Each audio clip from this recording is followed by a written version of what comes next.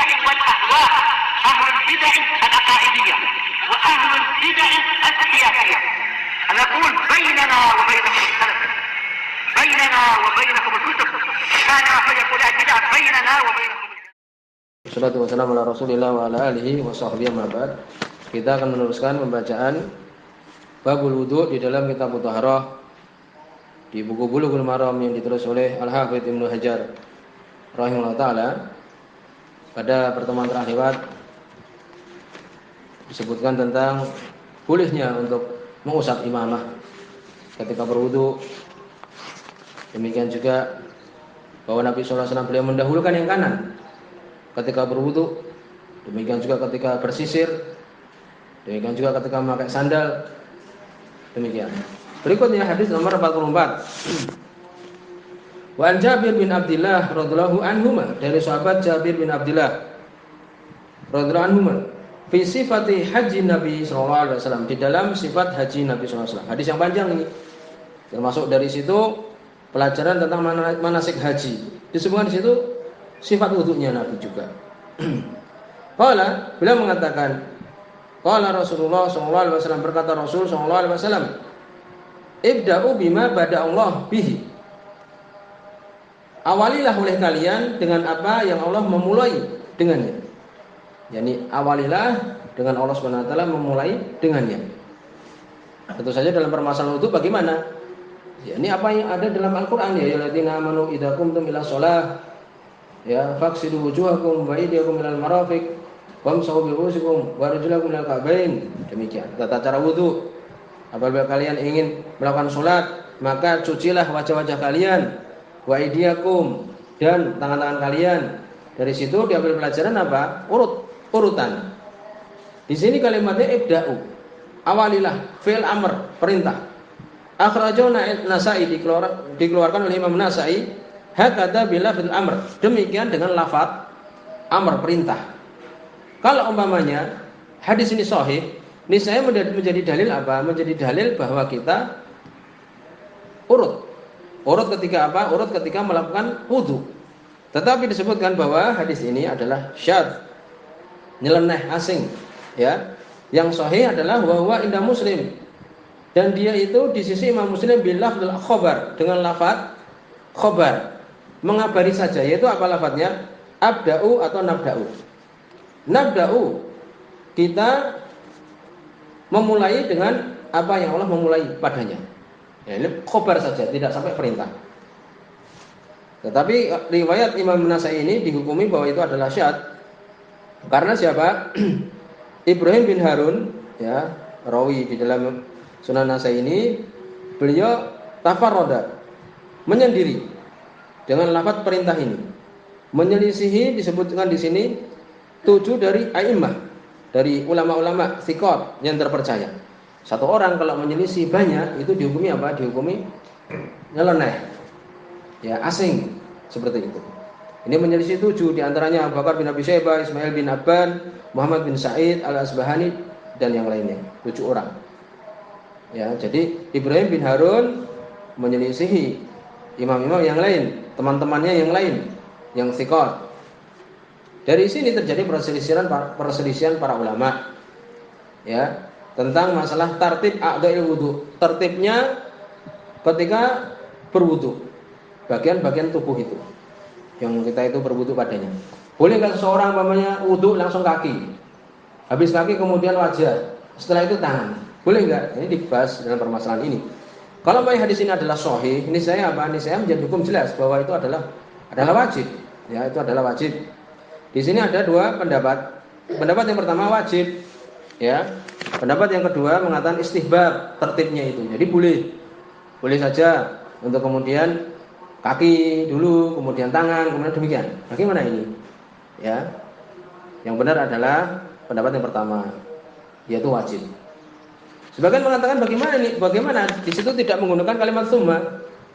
Faksilu wujuhakum wa aydiyakum, dan kedua tangan kalian. Tidak dikatakan tsumma.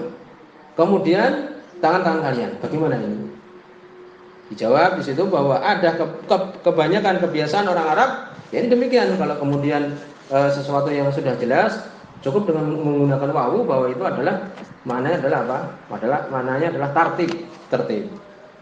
Ya, jadi hukumnya adalah wajib. Apakah berarti tidak sah? Wallahu alam, tetap sah tetapi apa? Dosa. Karena wajib itu kan kalau ditinggalkan dia berdosa. Demikian disebutkan. Ya, jadi di sini tentang tertib ketika berwudu itu adalah wajib. Sebagian mengatakan sunnah saja. Kemudian berikutnya hadis nomor 45. Wa anhu, masih dari hadis Jabir bin Abdullah radhiyallahu anhuma. Qala, beliau mengatakan hadis ini dhaif. Ya. Di situ ada Qasim bin Muhammad bin Abdullah bin Aqil, matruk, ditolak. Hadisnya ini mungkar.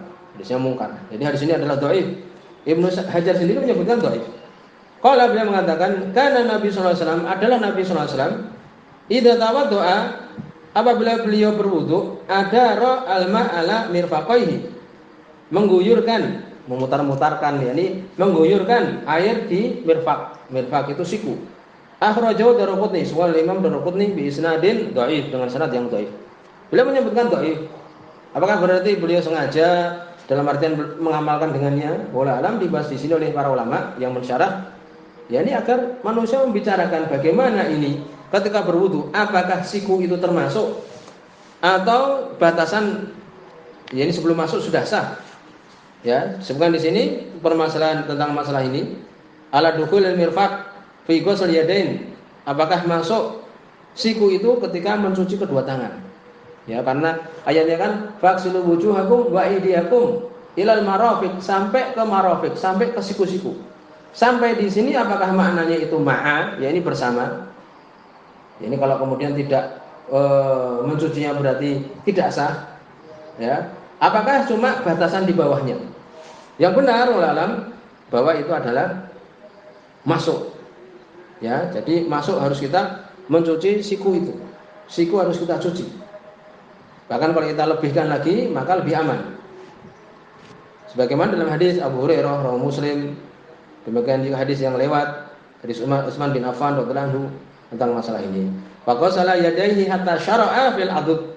Maka Nabi sallallahu alaihi wasallam mencuci kedua tangannya sampai, hatta syara'a itu sampai, memulai, ya, adud, lengan. Berarti menunjukkan apa? Menunjukkan bahwa itu masuk. Itu adalah masuk. Lengan itu yang di atas apa? Yang di atas siku itu. Itu. Jadi sini menunjukkan bahwa kalau seseorang berwudu tidak sampai dia itu melebihi mirfaq siku, tidak sah. Ya, demikian. Sengaja Ibnu Hajar menyebutkan hadis ini untuk dibahas dan telah lewat pembahasan masalah ini. Kemudian berikutnya hadis nomor 46. Sekarang tentang masalah membaca bismillah ketika apa? Ketika kita akan berwudu. Apakah bismillah itu, yakni kalau kita meninggalkan tidak sah untuk kita, ataukah cuma mustahab saja? Disebutkan di sini hadis nomor 46. Wa an Abi Hurairah radhiyallahu anhu, dari sahabat Abu Hurairah radhiyallahu anhu, qala, beliau mengatakan, qala Rasulullah sallallahu alaihi wasallam, berkata Rasul sallallahu alaihi wasallam, la wudu'a, tidak ada wudu, tidak sah wudunya. Tapi hadisnya dhaif. La wudu'a liman lam yazkur ismallah, tidak ada wudu untuk orang yang tidak membaca, tidak berzikir menyebutkan nama Allah Subhanahu wa taala, yakni bismillah. Alaihi, atasnya. Akhrajahu Ahmad wa Abu Dawud Ibnu Majah bi isnadin dhaifin. Dikeluarkan oleh Imam Ahmad, Abu Dawud, Ibnu Majah dengan sanad yang lemah. Sebutkan, ya, kenapa lemah? Soal Imam Bukhari bahwa Ya'qub bin Salamah Al-Laitsi, ya, waqala Bukhari la yu'raf lahu sima' min abihi, tidak diketahui dia mendengar dari bapaknya. Ya, demikian. Demikian juga Ya'qub ini majhul, tidak diketahui keadaannya. Li jahalah. Jahalah itu majhul, tidak diketahui keadaannya. Jadi kenapa dhaif? Karena Ya'qub bin Salamah Al-Laitsi ini dhaif. Yaitu dia majhul, tidak diketahui keadaannya. Wa li Tirmidzi, hadis berikut yang disebutkan di sini, dan dikeluarkan juga oleh Imam Tirmidzi an Sa'id bin Zaid, dari sahabat Sa'id bin Zaid radhiyallahu anhu. Hadisnya juga dhaif. Kalau kita lihat dalam Sunan Tirmidzi, ya, maka di situ ada rawi namanya Abu Safal Al-Murri, ya. Dia namanya adalah Wa'il bin Husain. Majhulul hal. Majhul, tidak diketahui hal keadaan dia. Demikian. Disebutkan oleh para ulama ada di situ majhul ain, ada majhul hal. Majhul ain tidak diketahui orangnya itu yang mana. Majhul hal tidak diketahui keadaannya. Sebutkan sebagian membedakan kalau majhul ain itu yakni dia yang meriwayatkan muridnya satu saja. Ya, majhul hal itu lebih dari dua. Demikian mereka menyebutkan. Tetapi semua tetap dikatakan adalah apa? Tidak diketahui. Dengan syarat tidak ada seorang pun yang mengatakan dia itu thiqah atau dhaif atau apa. Tidak ada yang mengatakan. Itu nama majhul, tidak diketahui keadaan orang tersebut. Dhaif juga. Wa Abi Sa'id wa nahwuhu. Demikian juga di situ ada hadis Abu Sa'id Al-Khudri radhiyallahu anhu. Ya, dan yang semisalnya juga, itu juga dhaif juga. Ya. Dikeluarkan oleh Imam At-Tirmidzi juga. Di situ ada Rubai' bin Abdurrahman, Syekhun, di paling lemahnya dari ta'dil wa qala Ahmad laisa bil ma'ruf, tidak diketahui. Berkata Imam Bukhari mungkarul hadis, hadisnya mungkar, dhaif juga. Qala Ahmad, Imam Ahmad memberikan kesimpulan, la yasbut fihi syai'un, tidak ada yang sabit, tidak ada yang benar di dalam masalah ini sesuatu pun. Jadi tidak ada hadis yang sahih menyebutkan tentang masalah membaca bismillah di dalam permasalahan ini. Sehingga terjadi perselisihan di antara para ulama tentang masalah ini. Ya, bagaimana hukum membaca bismillah ketika wudu? Jumhur mengatakan anna tasmiyah 'alal wudu mustahabbah. Disukai saja. Karena hadisnya tidak ada yang mengatakan wajib. Ya, kenapa dikatakan mustahab disukai? Karena Nabi sallallahu alaihi wasallam setiap perbuatan beliau, ya, beliau mengucapkan bismillah. Demikian itu di antara dalil secara umum saja. Oleh karena itu mereka mengatakan itu disukai saja. Dan itu adalah yang rajih. Pendapat Syaikhul Islam Ibnu Taimiyah, Imam Bukhari, Imam Sunani, Syekh Muqbil, Syekh Utsaimin demikian. Kalau lupa bagaimana? Ya namanya mustahab. Demikian juga kalau dia sengaja meninggalkannya juga apa? Tidak batal. Qala al-khalal alladhi istaqarat riwayat anhu annahu la ba'sa bihi, yakni idza taraka tasmiyah. Tidak mengapa kalau meninggalkan bismillah itu. Dari riwayat Imam Ahmad mengatakan seperti itu. Demikian. Dan insyaallah ini yang benar, ini mustahab saja. Wastadalu bi hadisil bab wa dhahir ikhtiyar al-alama al-Albani. Al-Albani berpendapat lain. Ya, Al-Albani ini beliau mengatakan bahwa itu adalah harus diulangi. Oleh karena itu hendaknya kita bagaimana membaca bismillah. Ya, walaupun namanya mustahab, di situ ada ulama yang mengatakan kalau sengaja meninggalkannya wajib diulangi.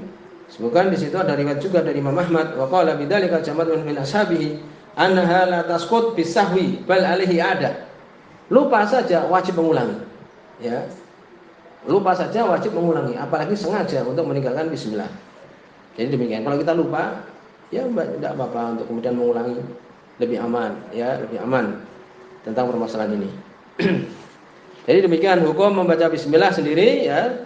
Kalau kita perhatikan memang hadisnya itu dhaif, oleh karena itu mustahab saja. Itu adalah mustahab. Kemudian berikutnya tentang permasalahan berkumur-kumur dan memasukkan air ke hidung. Kalau di dalam kebanyakan kita jumpai bagaimana mereka berkumur-kumur sendiri. Kemudian untuk memasukkan air ke hidung mengambil air sendiri. Ternyata di sini disebut oleh Ibnu Hajar. Dan beliau sendiri menghukumi itu adalah apa? Dhaif. Ya. Wa antal bin Musarrif an nabihi an jaddihi. Ya. Dari Talha, dari bapaknya, dari kakeknya. Qala, beliau mengatakan, ra'aitu Rasulullah sallallahu alaihi wasallam, aku melihat Rasul sallallahu alaihi wasallam yafsilu bainal madmadah wal istinsyaq. Aku melihat Nabi sallallahu alaihi wasallam memisahkan antara berkumur-kumur dan memasukkan air ke hidung. Akhrajahu Abu Daud bi isnadin dhaif. Dikeluarkan Imam Abu Dawud dengan sanad yang dhaif. Di situ ada Lais bin Abi Sulaim. Lais bin Abi Sulaim dhaif. Demikian. Kemudian wa Ali bin Abi Thalib, dari Ali bin Abi Thalib radhiyallahu anhu, fi sifatil wudu, di dalam sifat wudu hadis sahih yang kita berpegang dengannya. Ya, demikian juga hadis nanti muttafaqun alaih. Yani kita ketika berwudu berkumur-kumur, demikian juga masukkan air ke hidung dengan satu air. Ya, demikian. Dengan telapak tangan kita itu sekali. Tidak perlu kemudian mengambil air yang baru ketika memasukkan air ke hidung. Disebutkan di sini sumatamat madho sallallahu. Kemudian Nabi berkumur-kumur wastan sarah salasan, ya, kemudian mengeluarkan air 3 kali. Yumat midu yastansir, beliau berkumur-kumur dan mengeluarkan air ke hidung minal kafi alladhi ya'khudhu minhul ma', dari telapak tangan yang beliau mengambil air padanya. Akhrajahu Abu Dawud wa Nasa'i. Sahih.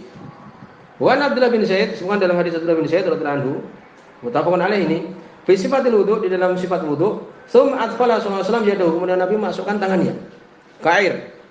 Famat madha, kemudian beliau berkumur-kumur, wastan syaqa, kemudian beliau memasukkan air ke hidung min kafi wahid, dengan satu telapak tangan, ya, dengan satu telapak tangan yang kanan. Mengeluarkannya dengan telapak tangan yang kiri. Mengeluarkan air ke hidung dengan telapak tangan yang kiri. Jelas ini. Famat madha wastan syaqa min kafin wahid, dari telapak tangan yang satu. Yaf'alu dzalika salasan, beliau melakukannya 3 kali. Muttafaqun alaih.